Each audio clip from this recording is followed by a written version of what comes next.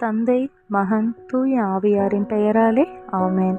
இன்று இரவு அனைவருக்கும் அமைதியான உறக்கத்தை தர வேண்டியும், நாளைய செயல்களை நினைத்து கலங்கிக் கொண்டிருப்பவர்களுக்கு நல்ல மனதைரியத்தையும், இன்று உறங்கச் செல்லும் அனைவரும் காலை நலமுடன் எழுந்திருக்கவும் இறைவனை ஜெபிப்போம்.